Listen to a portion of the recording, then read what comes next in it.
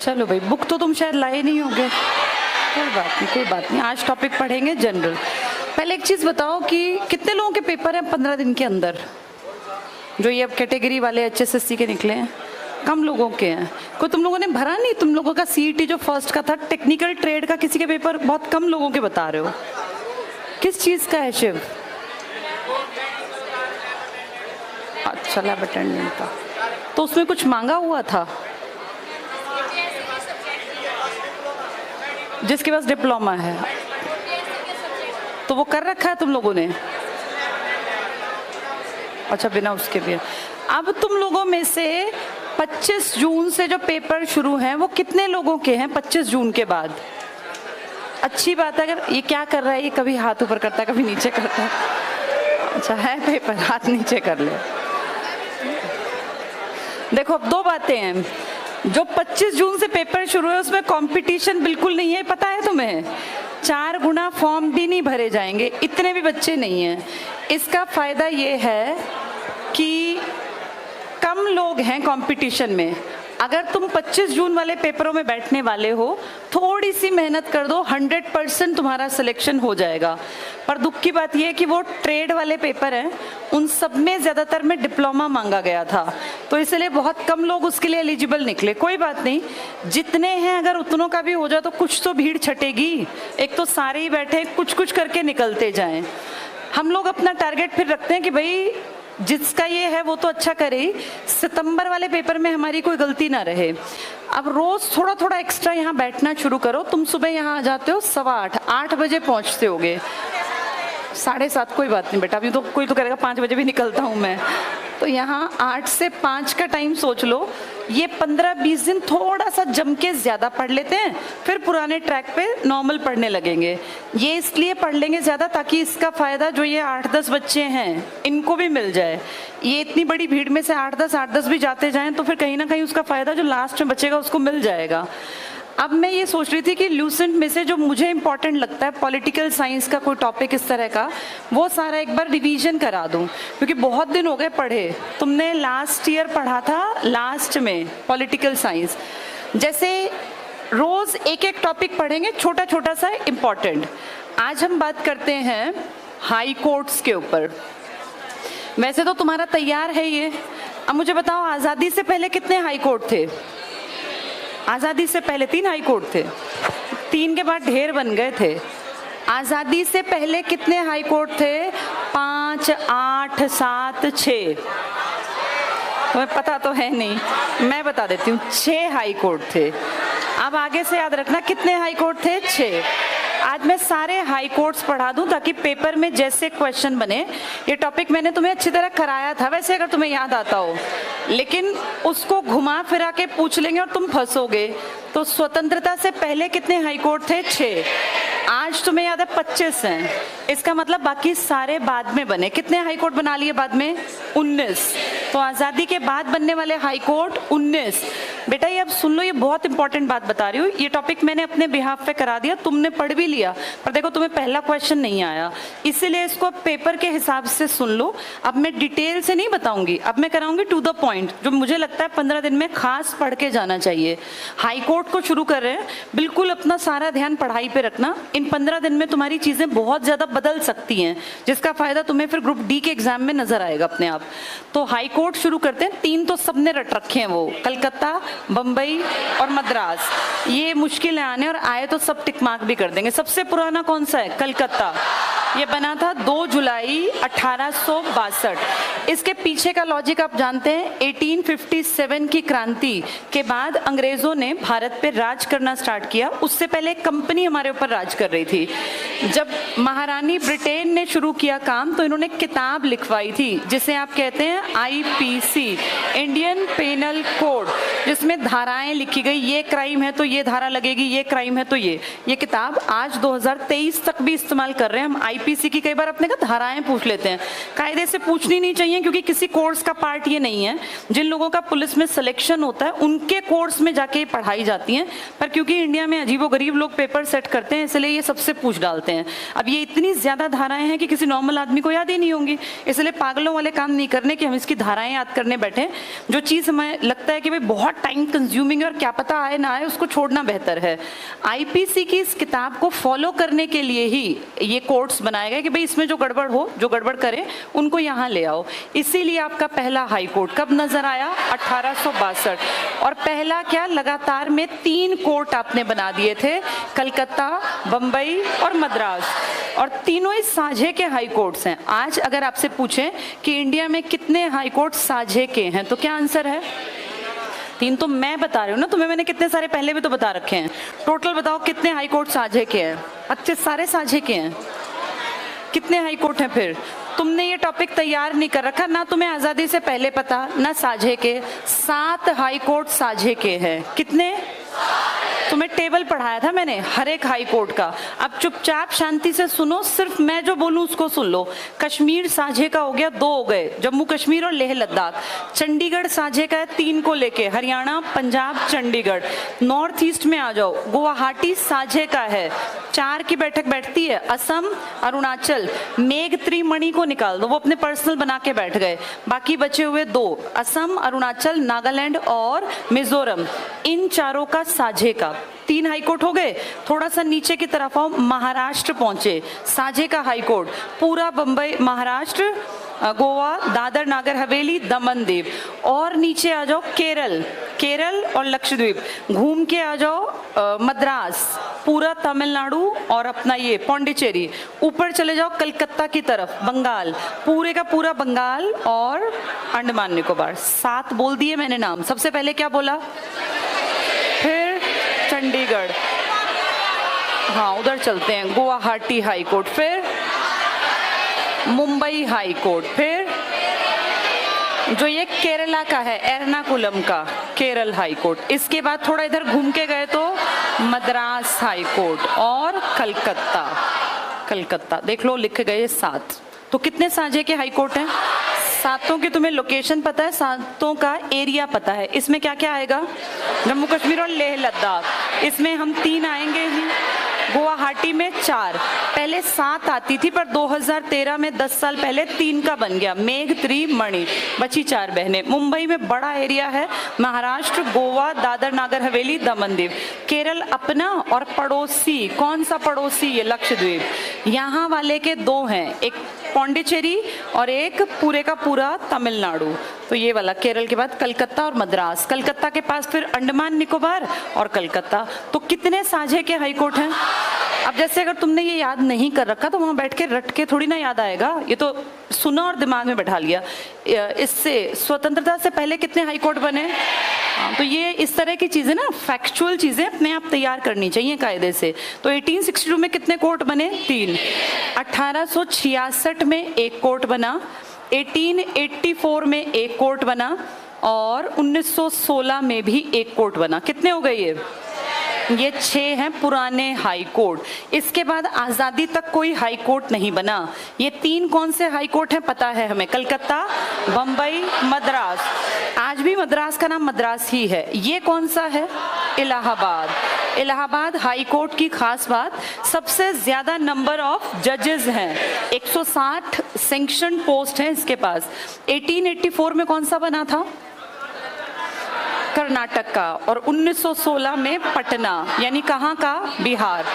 तो वो जानबूझ के राज्य पूछ लेंगे, कुछ भी पूछें तुम्हें पता हो। 6 के पास हाई कोर्ट थे, 3 तो मेट्रोपॉलिटन आज वाले ही शहर हैं।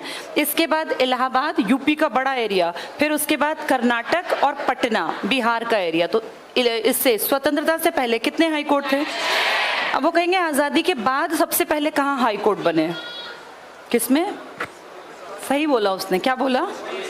उड़ीसा। और एक और था गुवाहाटी, बिल्कुल ठीक है।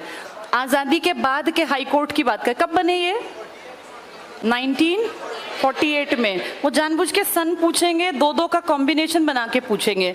आजादी के बाद 1948 में 2 हाई कोर्ट बने, 1950 में 1 हाई कोर्ट बना, 1950 इसके बाद बना था 4 में, लेकिन अब वो 2 में टूट गया। कौन सा था ये? नहीं, मद्रास नहीं, तेलंगाना वाला नहीं, क्या नाम है इसका? आंध्र प्रदेश का हाई कोर्ट बना था पहले। किस राजधानी क्या थी इसकी? हैदराबाद।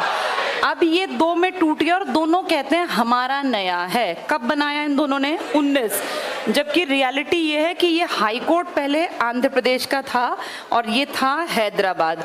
आज आंध्र प्रदेश अलग है, हैदराबाद तेलंगाना में अलग है। तो दोनों से पूछो कब बना, कहते हैं हमने तो अभी बनाया अपना पर्सनल 2019 में, जबकि इन दोनों का पहले 1954 में एक साझे का हाई कोर्ट बन चुका था। आ गया समझ में ये? तो 54 वाला पूछें, जैसे पूछें वैसा आंसर कर देना। 50 के बाद 54 में बना। फिर आपके राज्य बटे थे, अगर आपको याद हो, कितने राज्य बटे थे? हाँ 14 राज्य ना, सबके पास नहीं था। 56 में आपके 2 कोर्ट बने थे। बताओ 56 में जब राज्यों का बंटवारा हुआ तब 2 हाई कोर्ट कौन से बने थे? ये बने थे, केएमपी का नाम सुना है? जो हमारा हाईवे नहीं है, यही बने थे। के मतलब केरल, एमपी का मतलब मध्य प्रदेश। तो ये केरल और मध्य प्रदेश के हाई कोर्ट कब बने हैं? यानी जब भारत में राज्य बने तो हमारे 2 हाई कोर्ट बने राज्यों के वाले साल में। उससे पहले आज़ादी के टाइम पे 2 बन गए थे, एक उड़ीसा में है आज तक और एक गुवाहाटी में। तो ये 2 हाई कोर्ट कौन से हैं? उड़ीसा और गुवाहाटी। तब गुवाहाटी में कितनी बहनें थी? 7। इनमें से अब 3 अलग हो गई, 4 पुरानी रह गई। कौन 3 अलग हो गई? मेघ, त्रिमणि, ये अलग होके बाकी आज चारों, ए वाली, एक एम वाली और एक नागालैंड। एम वाली कौन सी? मेघ और मणि हटा दो, मिजोरम, नागालैंड, असम, अरुणाचल। इन चारों का हाईकोर्ट आज भी गुवाहाटी हाईकोर्ट कब बना था ये? तो आज़ादी के बाद 2 बने इकट्ठे, एक उड़ीसा में और एक गुवाहाटी में। 1950 में बना आपका राजस्थान, जो आपका एरिया में सबसे बड़ा स्टेट है। इसका हाई कोर्ट कब बना? 1950 में। फिर 54 की कहानी मैंने आपको बता दी कि आंध्र प्रदेश बना था। आज वो कहते हैं कि मैंने तो अपना अलग बनाया है नया 2019 में। तो 19 के हाई कोर्ट आगे पढ़ सकते हैं, चाहे मैंने यही बता दिए। ये एक्चुअल में 54 वाले के ही 2 बंटवारे कर लिए। जो तेलंगाना है इसमें बनाया रह गया और नया वाला आंध्र प्रदेश ने अमरावती में बना लिया। इसके बाद 56 में आपके स्टेट्स बने। कौन से कमीशन के कहने पर? फजल अली आयोग। तब कितने नए बने? 2। कौन कौन सा? केरला और मध्य प्रदेश का। आ गया इतना समझ में? ये आज़ादी के बाद की सीरीज स्टार्ट हो गई। इसके बाद याद करो, आपका 56 के बाद पहला राज्य कौन सा बना था? 60 में। कौन सा? गुजरात। तो 1960 में एक हाई कोर्ट बना। फिर 1966 में 2 हाई कोर्ट बने। ये 60 में कौन सा बना? पहले गुजरात किसका पार्ट रहा होगा? बम्बई हाई कोर्ट का, क्योंकि तब तक ये एक थे। फिर 60 में जैसे ही 15वां राज्य बना, पहले 14 स्टेट्स थे ना, ये 15वां स्टेट बना। अलग होते ही इसने कहा मेरा हाई कोर्ट भी अलग करो, तो इसने अपना हाई कोर्ट बनवा लिया 1960 में। फिर 66 में हरियाणा जब डिस्प्यूट में आया तो चंडीगढ़ हाई कोर्ट बना। था तो ये पहले से ही, लेकिन कहें चंडीगढ़ हाई कोर्ट अस्तित्व में कब आया? एक अलग कहानी के साथ। जब अगर ये हरियाणा जीके में आए तो हमारा आंसर है 1919, वो एक अलग कहानी है। लेकिन यहाँ अगर पढ़ोगे तो आंसर क्या है? 1966 में चंडीगढ़ हाई कोर्ट के साथ साथ क्या बन गया? Delhi high court. और दिल्ली भारत का पहला और अब तक का एकमात्र ऐसा यूनियन टेरिटरी जिसका अपना पर्सनल हाई कोर्ट है। बाकी सब साझे के साथ में बैठे हैं। ये पर्सनल अपना एक अलग हाई कोर्ट जो किसी के साथ साझा भी नहीं है, सिर्फ इसके पास है ये। तो ये 2 हाई कोर्ट, दोनों हरियाणा के ऊपर नीचे, एक चंडीगढ़ में और एक दिल्ली में। ये दोनों 1966 में अस्तित्व में आए। इसके बाद 1971 पड़ोस में ही हरियाणा पंजाब से लगता हिमाचल प्रदेश, क्योंकि पहले ये भी साझे में ही काम निपटा लेता था। लाहौर में इसका भी साझा था, फिर चंडीगढ़ हाई कोर्ट में इसका भी साझा था। अब जब चंडीगढ़ वाले अलग हो गए, दिल्ली वाले अलग, पहले दिल्ली का साझा भी चंडीगढ़ में था, सब इकट्ठे थे ये शिमला हाई कोर्ट में। इसने अपना अलग बना लिया शिमला हाई कोर्ट। शिमला वाला जो इसकी राजधानी है, इसका जो हाई कोर्ट है, राजधानी नहीं, इसका जो हाई कोर्ट है, इसकी खास बात यह है कि पहले ये सब साझे में ही चल रहा था, पर जब ये अलग से एक स्टेट बना, इसके साथ पहले यूटी बना, फिर स्टेट बना, कई इस तरह की विडम्बनाएं बनाए, तब इसने फिर अपना हाई कोर्ट अलग करवाया कि भाई मेरा हाई कोर्ट इनसे अलग कर दो। ये पहले ही अलग हो गए थे। फिर 1975 में इमरजेंसी के टाइम में आपका एक स्टेट आपने अपने अंडर लिया था। कौन सा? सिक्किम। पहले हमने सह राज्य बनाया था ना ये, इसको जैसे ही बनाया तो कभी तेरे मामले तू ही निपटा, हम तुझे साझे में नहीं रखते, तेरा हाई कोर्ट अलग करते हैं। तो इस पे सिर्फ हमने इसको अपना हिस्सा ही नहीं बनाया, इसके लोगों को इतना फ्री फील कराया कि तुम्हारे मामले हम नहीं देखेंगे, तुम्हारे मामले तुम्हारा हाई कोर्ट देखेगा। जैसे स्टेट बना, जबकि आबादी देखे तो मुट्ठी भर रही होगी। जब आप सीट पढ़ते हो, सिक्किम की सीटें कितनी हैं? सिक्किम की टोटल एमपी की लोकसभा राज्यसभा सीट कितनी है? मेघ, त्रि, मणि, अरुण, गोवा की दो दो एक एक हैं, 3 की एक एक एक एक नहीं है, उनमें सिक्किम भी तो पढ़ते हो। कितनी सीटें इसकी? 1। आज की डेट में 1 सीट का मतलब है जब ये बना तब इसके यहाँ आबादी कितनी कम रही होगी? आज तक भी 1 ही सीट है ना। तो ये लगा लो कि सिक्किम के पास आबादी बहुत थोड़ी थी, तो ऑब्वियस सी बात है कि इसके पास मामले भी कम होंगे, तब भी इसको पहले तुरंत बनाते ही हाई कोर्ट दे दिया। इसके यहाँ 3 जजेस की जरूरत पड़ती है आज की डेट में, 3 जजेस, जबकि यूपी में तुम कह रहे हो कि हमें कितने जज चाहिए? 160। कितने मामले आते होंगे कि 160? बहुत बड़ी संख्या है। और इसको ये कहता है मेरे यहाँ ज्यादा मामले ही नहीं आते, कितने जजेस से काम चलता है? 3 जजेस। तब भी अपना पर्सनल हाई कोर्ट है सिक्किम का, ठीक है। 75 के बाद 25 साल का ब्रेक आया इंडिया में, कोई हाई कोर्ट नहीं बना। फिर इमरजेंसी और फिर वो इंदिरा गांधी का मर्डर और नई शिक्षा नीति, 1986 की policies, JNV, operation black board, दुनिया भर के काम धाम चले, कोई हाई कोर्ट नहीं बना। फिर एक ब्रेक के बाद बड़े लेवल पर सन 2000 में 3 हाई कोर्ट बने, छत्तीसगढ़, उत्तराखंड और झारखंड। 3 नए राज्य बने, तीनों ने अपने अपने हाई कोर्ट बनवाए। फिर एक लंबा ब्रेक आया 2013 का, और मेघ, त्रि, मणि ने कहा भाई हमारे हाई कोर्ट इस गुवाहाटी से अलग कर दो। गुवाहाटी कब से काम कर रहा था? आजादी के बाद पहले 2 हाई कोर्ट बने थे ना, एक उड़ीसा, एक गुवाहाटी। तो 7 बहनों में से 3 ने कहा हमें वही अलग कर दो, हम अपना काम अपने आप करेंगे। 2013 में कौन थे ये 3? मेघ, त्रि, मणि। यानी कितने राज्य हो गए? 3। इस 13 के बाद फिर जरूरत नहीं थी, पर वो 1954 के उस पर लड़ पड़े कि भैया ये मेरा है, ये मेरा, फिर कहा अलग अलग बना लो। और इस तरह 2019 में किसने अपना नया बनाया? आंध्र प्रदेश ने। तो आंध्र प्रदेश का हाई कोर्ट है अमरावती, 1 हाई कोर्ट। अब मैंने ये 25 लिख दिए, यहां से देख लेते हैं। पहले कितने हाई कोर्ट आजादी से पहले हैं? 6। वो तुम्हें 4 नाम देंगे, कौन सा स्वतंत्रता के बाद का है। तो पहले वाले 6 के 6 याद रखना है। 3 तो मेन शहर हो गए, इसके बाद यूपी वाला इलाहाबाद, फिर नाटक और फिर पटना। पटना वाला कब बना? ये देखो, कांग्रेस बनने से 1 साल पहले बना था, ताकि भूलो ना, वहां 86 भी याद आएगा। कांग्रेस बनने से 1 साल पहले नाटक किया था, और क्या बना दिया था? कर्नाटक। 3 तो 1862 के, फिर 1866 का, फिर कब का है वो नाटक वाला? 1884, फिर बना 1916। जगह हमें याद ही है, 4 तो फेमस है ही, नाटक और पटना बिहार वाला। आजादी के बाद 47 में तो हमारे पास टाइम था नहीं, 48 में हमने 2 कोर्ट बनाए। एक बनाया 7 बहनों का और एक बना दिया ओडिशा का। इसके बाद 50 में हमने सबसे बड़ा स्टेट अपना आज की डेट में राजस्थान। 54 की वो कहानी मैंने 19 से जोड़ के आपको बता दी। 56 में आपके 14 स्टेट थे, इनमें से कईयों के पास अपना हाई कोर्ट था। 2 ने नए हाई कोर्ट बनाए, किस किस ने? KMP, MP मतलब मध्य प्रदेश, के मतलब केरला। ये देखो 56 को याद रखना, क्योंकि इसमें गड़बड़ करेंगे कुछ लोग। 56 में स्टेट बने हैं 14, लेकिन हाई कोर्ट बने हैं 2। कौन कौन से? हाँ, वो थोड़ा टफ बनाने के लिए कह देंगे कि भारत में राज्यों के पुनर्गठन से पहले कौन सा हाई कोर्ट नहीं था या था। तो इससे पहले की सीरीज तुम्हारे दिमाग में है कि हमें वो पूरे याद रखने हैं। इससे पहले कौन कौन से थे? 3 तो पुराने वाले, फिर इलाहाबाद, कर्नाटक, पटना, उड़ीसा, गुवाहाटी, राजस्थान और आंध्र प्रदेश।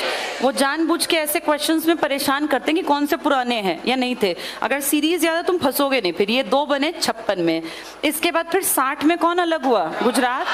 जो जो अलग होता गया अपने हाई कोर्ट अलग लेता गया कि भाई कलेश ही ना हो, मैं अपने मामले खुद देखूंगा। तो 60 में कौन सा बना? फिर 63 में नागालैंड बना था आपका राज्य, लेकिन नागालैंड ने कहा मैं अपना हाई कोर्ट गुवाहाटी में ही चलाता रहूंगा। वो तो अब जाके अलग हुए ना 2013 में, वरना वो तो 48 से अब तक सब इकट्ठे साझे काम कर रहे थे। 66 में जब लड़ाई झगड़ा हुआ तो कौन कौन अलग हो गए? चंडीगढ़ वाला और दिल्ली वाला। दिल्ली को कहा अपने मामले तुम खुद देखो, पहले वो शिमला जाते थे और शिमला ही हरियाणा जाता था, शिमला ही पंजाब जाता था। शिमला क्यों आया था? क्योंकि पहले वो लाहौर में था, लाहौर जब पाकिस्तान के हाथ में गया तो उठा के वो शिमला भेज दिए। फिर कहा अपने अपने काम खुद संभालो। इस सीरीज में 3 ने अपने हाईकोर्ट बनाए, एक चंडीगढ़ हरियाणा पंजाब ने अपना, एक दिल्ली ने, एक हिमाचल ने। हिमाचल थोड़ा सा लेट हुआ, कब बना उसका? तो 66 में दिल्ली और चंडीगढ़ हाई कोर्ट बने, 71 में बना हिमाचल प्रदेश। फिर 75 में इमरजेंसी के टाइम पे सिक्किम नया स्टेट बना। अगर देखें तो इसको गुवाहाटी वगैरह के पास भेज सकते थे। तुम अंडमान निकोबार कितनी दूर से कलकत्ता नहीं भेज रहे, या लक्षद्वीप को तुम केरल भेज रहे हो, ये तो बहुत पास पड़ता, लेकिन फिर भी इसको किसी के साथ एडजस्ट नहीं कहा, ये कहा अपना काम खुद चला। सिक्किम हाई कोर्ट कब बन गया?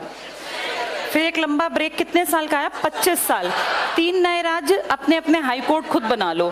13 में वो 48 के गुवाहाटी वाले 3 बट गए। कौन कौन? मेघ, त्रिमणि। और अब 19 में बिल्कुल हमने सामने देखा कौन अलग हो गया? आंध्र प्रदेश, अमरावती। अगर कहें ये पहला हाई कोर्ट कब बना था? 54 में। तो आजादी से पहले 6 हाई कोर्ट थे, 3 तो फेमस वाले, एक इलाहाबाद, एक कर्नाटक, एक पटना। आजादी के तुरंत बाद 2 बने थे, 48 में उड़ीसा और गुवाहाटी, 50 में राजस्थान, 54 में आंध्र प्रदेश, 56 में 2 बने थे, के और एमपी। उसके बाद 60 में गुजरात, 66 में चंडीगढ़ और दिल्ली, फिर 71 में हिमाचल, 75 में सिक्किम, 2000 में 3, 13 में 3 और 19 में जाके ये नया। कितने हाई कोर्ट हुए? आजादी के बाद कितने बने हैं? 19। आजादी से पहले कितने थे? 6। पुराने हाई कोर्ट के अगर पेयर देंगे तो अब टिक मार्क कर लेना, उसमें गलती मत करना, ठीक है? ये हो गई हाई कोर्ट्स की कहानी। मैंने तुम लोगों को कई बार हाई कोर्ट्स के टेबल में बताया था, जो राजधानियों में नहीं है वो अलग से याद करके जाना। साझे के नाम आ गए तब भी पहचान लोगे। 7 के नाम बताना ऊपर से। जम्मू कश्मीर, चंडीगढ़, गुवाहाटी, महाराष्ट्र, मुंबई हाई कोर्ट, और केरला, चेन्नई या मद्रास कह लो, मद्रास, और एक कलकत्ता। जैसे पूरे मैप में घूम जाओ तो हमें पता है। नॉर्थ ईस्ट की तरफ कौन सा है? उत्तर भारत के 2, पूर्वी भारत का एक, कलकत्ता, पूर्वी मतलब कलकत्ता की साइड ना, और पश्चिम के थोड़ा नीचे की तरफ का मुंबई, और दक्षिण भारत के केरल भी और मद्रास भी। तो 7 के साथ हमें याद है। साझे के 7 हैं, आजादी से पहले 6 थे। सबसे पुराने 3 हाई कोर्ट हमें पता है, सबसे नया हाई कोर्ट भी हमें पता है, आजादी के तुरंत बाद के भी 2 पता है। तो जैसे भी पूछे हमें आंसर आता हो, ठीक है? चलो अब थोड़ा सा टॉपिक, जैसे फिर अब कल किताब ले आना, इसको थोड़ा सा और डिटेल से करा दूंगी। अब हम बात कर लेते हैं थोड़ा सा 1-2 टॉपिक्स के ऊपर जो पॉलिटिकल साइंस में बहुत बार आ जाते हैं। एक निधि तुमने सुनी हुई है, और एक सुनी है आकस्मिक। संचित को कहते हैं कंसोलिडेटेड फंड, आर्टिकल नंबर 266। और ये कौन सी है? इस निधि पे किसका कंट्रोल है? राष्ट्रपति का, एक आदमी का। अब जैसे कहीं बहुत एकदम से पैसे की जरूरत है तो सेशन तो नहीं बिठा सकते, उस कंडीशन में पैसा किससे पूछ के निकाल लेंगे? President of India. इसी को कहते हैं कंटिंजेंसी फंड, जो एकदम से काम आ जाए। इसे कहते हैं इकट्ठा किया हुआ, कंसोलिडेटेड फंड। संचित निधि में सरकार जितना हमसे टैक्स लेती है, चाहे वो इनकम टैक्स हो, सर्विस टैक्स हो, जीएसटी के नाम पे कोई टैक्स हो, चाहे प्रोडक्शन पे लगने वाला उत्पाद शुल्क हो, जैसे आप कहते हैं भाई एक्साइज ड्यूटी लग गई या कुछ भी इस तरह का टैक्स, वो सारे के सारे सरकार के किस खाते में जाते हैं? संचित निधि। सरकार अपने जितने खर्चे करती है वो सारे के सारे किस निधि से करती है? इसमें बड़ी बड़ी सबकी सैलरीज आती हैं, पेंशन्स आती हैं। इसमें तुम और मैं हमारी बात नहीं करते, राष्ट्रपति की बात करेंगे, चीफ जस्टिस की बात करेंगे, कैग की बात करेंगे, ये जो अपने हाई कोर्ट वाले जजेस हैं इनकी बात करेंगे, सुप्रीम कोर्ट के जजेस, यानी सारे बड़े खर्चे किस निधि में से निकाले जाते हैं? कभी कभी अचानक से कोई दिक्कत आ जाए तो फिर सरकार सबसे पूछने की जरूरत नहीं है, पीएम डिसीजन लेगा और राष्ट्रपति दिखावटी हेड है, वो आकस्मिक निधि में से पैसा निकाल के रख देगा। कितने आर्टिकल में है ये? इसमें पहले जब हम कभी आजाद हुए तो 50 करोड़ की मांग थी, आज इसमें 30,000 करोड़ रुपए हर घड़ी रखने होते हैं कि अचानक से कोई दिक्कत आ जाए, 30,000 करोड़ रुपए इंस्टेंट एक आदमी डिसीजन से इस्तेमाल कर सके। वो डिसीजन कहने को किसका है? पर हम जानते हैं कि संविधान में लिखा है कि इसको सारी सलाह किससे लेनी है? पीएम। इसका पैसा किसी आय का साधन नहीं है इसके पास। इसका पैसा कहाँ से आता है? इस विधि में से, इस निधि में से उठा के ही इसमें पैसा डाला जाता है। ये एक ऐसा फंड है जिसका कोई आय का साधन लिखित में नहीं है। सरकार की सारी आय इसमें जाएगी, फिर इसमें से उठा के थोड़ा सा सेफ, जैसे तुम लोग हो नॉर्मल घर में क्या होता है भाई, पिताजी जो पैसे लाए उसमें से थोड़ा पैसा माँ बचा लेती है कि भाई कभी कोई दिक्कत हो जाए इंस्टेंट तो एकदम पैसे निकल आए। वो एकदम पैसे ही आकस्मिक है। इसका साधन कोई अलग नहीं है, इसका साधन है घर की आय। तो देश की आय जाती है इसमें और इसका एक हिस्सा जाता है इसमें। जब जब आकस्मिक में से पैसे निकाले जाते हैं तब तब इसको वापस भर दिया जाता है। जैसे मान लो किसी राज्य में दिक्कत आ गई, वहां पैसे इस्तेमाल कर लिए, तुरंत से फिर पैसे इसमें से उठा के इसमें भर देंगे। आपने देखा होगा कई बार ये जो ट्रैफिक वाले हैं या इस तरह के जो लोग जो सीधा लोगों से पैसे लेते हैं वो कई बार ज्यादा एक्टिव हो जाते हैं। नोटिस किया तुम लोगों ने? रेड लाइट पे ऐसे एकदम हर जगह खड़े मिलेंगे, चालान ज्यादा होंगे। ये सीधा इसका टारगेट होता है, एक टारगेट दिया भाई इतने रुपए तुम्हें इकट्ठे करने हैं। सबको पता है कि रोज चालान नहीं कटते, सबको पता है ये बात, लेकिन कुछ खास दिन होते हैं उस दिन देखना 4-5 दिन लगातार खूब पैसे। उस दिन बिजली वाले भी छापामारी ज्यादा करेंगे उन दिनों में, और ये रेलवे पे जो पकड़ते हैं ये बेटिकट लोगों को ये भी ज्यादा। ये सीधा तरीका है टैक्स कैसे लोगों से, मतलब कैसे पैसा वसूलना है। तो थोड़े से स्ट्रिक्ट हो जाओ। रोज में कोई ऐसा नहीं करता, बेटिकट यात्री रोज नहीं पकड़े जाते, लेकिन फिर ऐसी धर दबोच वाला काम होता है कि पूरी पूरी फ्लाइंग्स आती है और पकड़ लेते हैं लोगों को। ये सीधा पैसा फिर इनकी जेब में जाता है, वहां से उठा के किसमें पहुंचा देते हैं?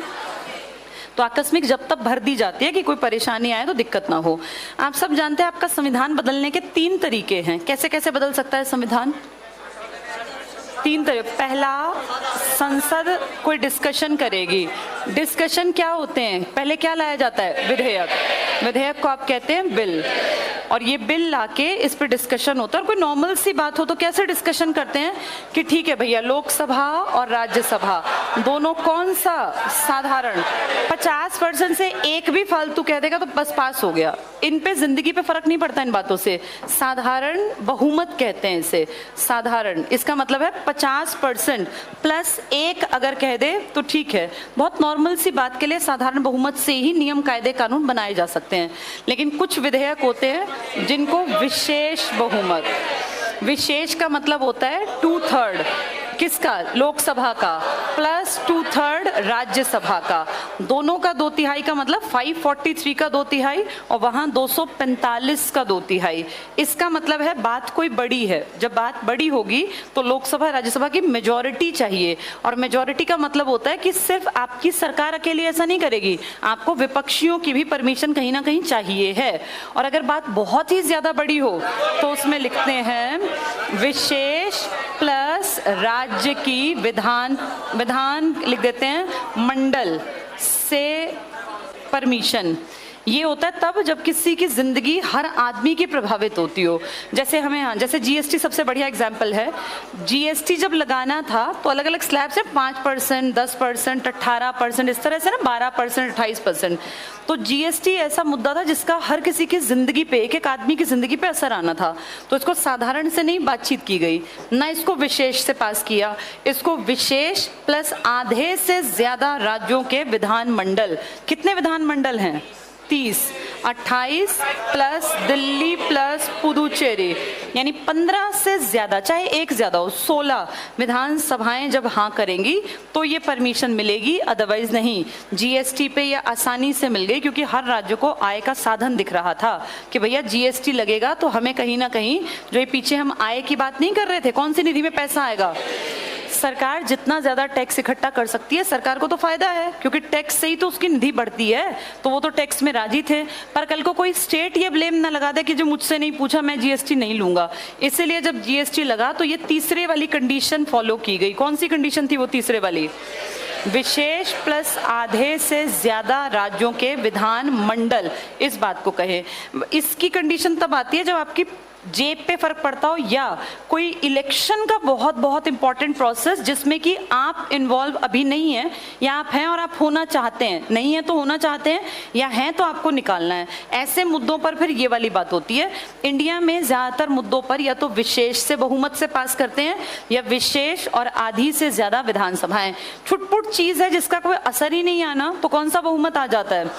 अब एक एग्जांपल है, किसी स्टेट का नाम बदलना है तो उड़ीसा को उड़ीसा कहे या ओडिशा कहे या ओडिशा कह दें, से हमारी जिंदगी पे क्या असर आना है? तो उसमें क्या सबसे पूछने की जरूरत है क्या? नहीं।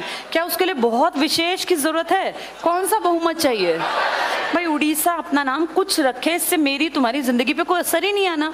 लेकिन ये डिस्कशन का मोटो हो सकता है, हाँ इसके लिए संविधान संशोधन नहीं करना। तो इस तरह की चीजें 3 तरीके से बताई जाती हैं। सबसे ज्यादा इंपॉर्टेंट, पास करने के लिए दोनों चीज चाहिए, 2/3 दोनों का और विधानसभा आधी से ज्यादा। आ गया समझ में ये? ठीक है। हाई कोर्ट में जब जज लगते हैं तो इसकी कंडीशन तुम्हें याद है? पहली क्या है? पहली है उसने काम किया हो। कितने साल? 5 साल या 10 साल?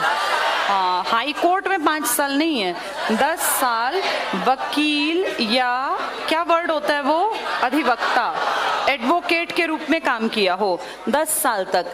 मतलब अपने से जो नीचे के कोर्ट्स हैं या हाई कोर्ट में भी अगर रहा है, जज बनना चाहता है तो। दूसरी कंडीशन क्या थी? क्या इसमें कोई मिनिमम एज का फैक्टर था?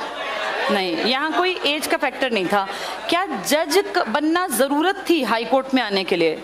जज बनना जरूरी था कहीं पे? नहीं, जज बनने की जरूरत नहीं है अगर आपको हाई कोर्ट में आना है। लेकिन अगर आपको सुप्रीम कोर्ट में जाना है तो आप 5 साल के लिए क्या रहे हो? जज। या अगर नहीं रहे तो 10 साल तक वकील रहे हो। कहाँ रहे हो ये? हाई कोर्ट में। जब हाई कोर्ट में जाना है तो अधीनस्थ कोर्ट में आपने बढ़िया तरीके से काम कर रखा हो, जज के रूप में नहीं। वो लिख देते हैं कि न्याय से जुड़े किसी भी फील्ड में आपने काम किया हो। कितने साल तक?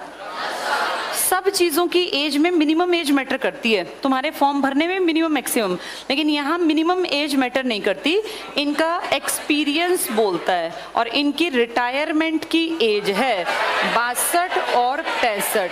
क्या हाई कोर्ट से हटा कोई आदमी दोबारा से हाई कोर्ट में काम कर सकता है? किस रूप में? अगर हाई कोर्ट से हट गया तो हाँ, तो फिर उसको रख लेते हैं कि भैया मान लो कभी कम हो गए। अब यूपी हाई कोर्ट में कितने जजेस हैं? 160 सैंक्शन, हमेशा नहीं मिलते। 160 में से मान लो वहाँ 130 हैं, अचानक से केसेस बढ़ गए तो लग रहा है यार 30 सीट खाली क्यों है, किसी और को बुला लेते हैं। अब एकदम से 10 साल एक्सपीरियंस्ड आदमी कब आएगा कब नहीं आएगा, तो क्या करते हैं ये खबर करते हैं राष्ट्रपति को कि सर हमारे यहाँ पे केसेस बढ़ गए हैं और हमसे निपट नहीं रहे हैं, आप 30 आदमी हमारे यहाँ और रखवा दो। राष्ट्रपति बोलता है सीजेआई को कि सर आपके यहाँ पे जो है मेरे पास ऐसी खबर मिली है, इसको तो नियुक्ति करनी है पर इसकी परमिशन जरूरी है। जब हाई कोर्ट्स में नियुक्ति होती है तो ये सीजेआई को, फिर सीजेआई देखेगा भाई कौन कौन है, इनसे पूछेगा, इनमें से कोई एक तो हेड होगा ना, चीफ जस्टिस जो यहाँ का होगा, उससे कहेगा सर अगर ऊपर से आने में टाइम लगेगा तो आप एक काम करो ना, रिटायर्ड वालों को रख लो 2-4 महीने के लिए, तो रिटायरमेंट के बाद भी काम कर सकते हैं, पर अपने से नीचे लेवल पे नहीं जाना। अगर कोई जज की कुर्सी से रिटायर हुआ है तो उसे क्या नहीं बनना? वकील। अगर कोई वकालत करके रिटायर हुआ है तो वो काम कर सकता है, मना नहीं है 62 के बाद, लेकिन फिर वो काम वहां नहीं करेगा जहां से रिटायर हुआ है, वो अपने से बड़े कोर्ट में जाएगा। कौन सा बड़ा कोर्ट है? Supreme court. और अगर मान लो हाई कोर्ट की काबिलियत है, हाई कोर्ट से रिटायर हो गया, तो किसी एक हाई कोर्ट से रिटायर हुआ होगा ना 25 में से, तो उससे कहा कि किसी अन्य में चला जा। कितने हाई कोर्ट बच गए? 24। रिटायरमेंट तो एक से होती है, तो किसी अन्य में चला जा या अपने से ऊपर के में काम कर ले। अपने से निचले स्तर के किसी जो ये डिस्ट्रिक्ट लेवल के कोर्ट हैं इनमें काम मत करना। ये हाई कोर्ट और सुप्रीम कोर्ट की कंडीशंस हैं। सुप्रीम कोर्ट से रिटायरमेंट के बाद कहीं काम नहीं कर सकते, क्योंकि ना तो कोई उसकी बराबरी का और ना कोई उससे ऊंचा। हाई कोर्ट की बराबरी के 24 और भी बैठे होते हैं और उससे ऊंचा सुप्रीम कोर्ट। इसीलिए सुप्रीम कोर्ट से रिटायरमेंट के बाद ज्यादातर को किसी आयोग का अध्यक्ष बना देते हैं। आपने बहुत बार पढ़ा होगा, अनुसूचित जाति आयोग का अध्यक्ष बना दिया, कोई SC ST कोई महिला है, और सबसे बड़ी पोस्ट जो मिलती है वो NHRC, national human rights commission. इसमें एक आदमी जो होगा वो 100% retired CJI, chief justice of India ही बनेगा। ये एक लिखित में कंडीशन है, इसी को मानना है। हर CJI NHRC नहीं पहुंचता, पर NHRC आने वाला हर आदमी 100% क्या होता है? Retired CJI। आ गया समझ में ये? तो ये जजेस का बहुत बड़ा योगदान है। आजकल तुम्हारे देश में जजेस की बैकडोर एंट्री भी कई सालों से आप देख रहे हैं लगातार, ये कहाँ जाए जा रहे हैं? राज्यसभा। ये गलत है, क्योंकि जब संविधान लिखा गया था तो हमारे संविधान लिखने वालों ने लिखा था कि कार्यपालिका न्यायपालिका से बिल्कुल पृथक हो, इन दोनों का आपस में मेल नहीं होना चाहिए। लेकिन अब समय बदल रहा है, चीजें बदल रही हैं, तो न्यायपालिका को रिटायरमेंट के बाद किस तरफ एंट्री दे रहे हैं? कार्यपालिका। और कार्यपालिका में भी इसकी एंट्री का मतलब है जनता तो उनको नहीं चाहती कि वो आए, उनकी एंट्री चाहते हैं जो सरकार में या किस में बैठे हैं? सत्ता। तो ये गलत हो रहा है, नहीं होना चाहिए किसी भी जज को, क्योंकि इस तरीके से अगर ये करेंगे तो इसको इन्फ्लुएंस कर लेंगे पहले ही कि सर ये वाले केस ऐसे कर दो, इससे हम आपको ऐसा करवा देंगे, जो कि गलत होगा। इनको आना नहीं चाहिए। ये सारी बातें समझ में आ गई? अच्छा, अब बताओ इलाहाबाद हाई कोर्ट कब बना? 1800। और पटना हाई कोर्ट? आजादी के बाद कितने हाई कोर्ट बने? नहीं, आजादी के बाद कितने हाई कोर्ट टोटल बने? 19। सबसे रिसेंट में बना हाई कोर्ट अमरावती, पहले क्या था? Andhra Pradesh high court, Hyderabad. कब बना था? 54। 56 में कितने स्टेट्स बने? तब 2 हाई कोर्ट कौन से बने थे? के और एमपी। के मतलब केरला और एमपी मतलब मध्य प्रदेश। यूपी का हाई कोर्ट कब बना? यूपी का इलाहाबाद हाई कोर्ट 1866 में। एमपी का हाई कोर्ट कब बना? 1956। और ये जो 2 स्टेट सबसे करंट में बने हैं, इसका हाई कोर्ट कब बना था? 1956। 56 के बाद आपका हाई कोर्ट कौन सा बना? 60 में गुजरात का। 50 में कौन सा हाई कोर्ट बना था? और 48 के 2 हाई कोर्ट उड़ीसा और गुवाहाटी। गुवाहाटी कितनी बहनों का था? नागालैंड का अलग हुआ असम से 63 में। क्या इसने अपना हाई कोर्ट बनवाया? इसका मतलब 15वें राज्य ने बनवाया था। 15वां कौन था? 15वां राज्य कौन सा था? गुजरात। 16वां राज्य कौन था? 16वां राज्य नागालैंड, उसने हाई कोर्ट नहीं बनवाया। 17वां कौन था? जब 17वां राज्य बना तो 2 हाई कोर्ट बने, चंडीगढ़ और दिल्ली 66 में। इसके बाद फिर 71 में हिमाचल, फिर 75 में सिक्किम, फिर 25 साल के ब्रेक में कोई हाई कोर्ट नहीं था, 3 राज्य, फिर 13 में 3 राज्य, 19 में जाके अब 25वां हाई कोर्ट। क्लियर सबको ये? ठीक है, अब दिमाग में रखना कि कैसे कैसे हाई कोर्ट बने। 1953 का हाई कोर्ट कौन सा था? कोई हाई कोर्ट नहीं था। 53 क्यों इंपॉर्टेंट है हमारे लिए? पहला राज्य बना था, कौन सा? आंध्र प्रदेश।